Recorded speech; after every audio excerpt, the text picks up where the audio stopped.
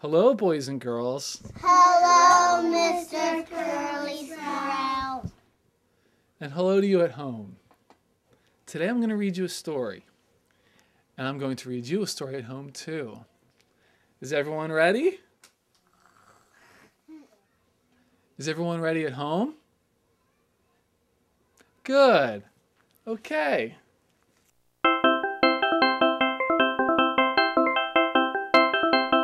Today we're reading a story called Bronc Buddies. Mike wakes up in his bed with a terrible hangover. His head feels like a broken-in punching bag and his mouth tastes like vomit. The room is covered with cigarette butts and empty beer cans. Mike is hurting, and hurting bad.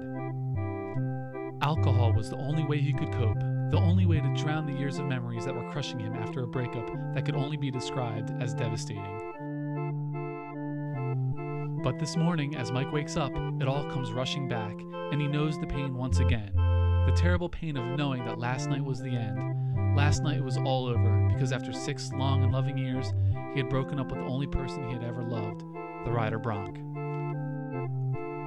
Everything reminds him of his old flame. The scent of the Bronc is still on his rider towel, and the table upon which it sat, where Mike and Bronc have made sweet, sweet love dozens, if not hundreds of times. Old memories of his ex-lover start to flood Mike's mind, the way he and the Bronc used to sit by the lake, and the passionate nights filled with desire and sweat. Mike can almost feel Bronc's big soft arms holding him tight, at Cranberries whispering into his ear, "Using your Bronc bucks, huh? Oh, well this Bronc bucks." Mike's emotions quickly shift from sadness to jealousy. Just the thought of Bronc with someone else nearly drives Mike insane. Mike's face turns red, then bursts into tears. "Why, Bronc, why?" Mike screams.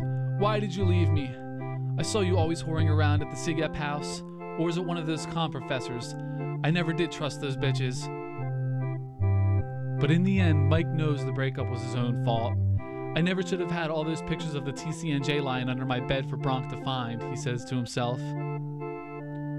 And just as Mike goes to reach for the tissues, he sees Bronc standing there. Bronc didn't need to say a word. The look in his big nylon eyes was enough. Mike leaped up and dove into Bronc's arms, and as Bronc stood there caressing Mike's hair, he whispered into his ear, "You know I'd bleed cranberry for you. Let's go for a ride behind Poida." The end. Wasn't that good, boys and girls?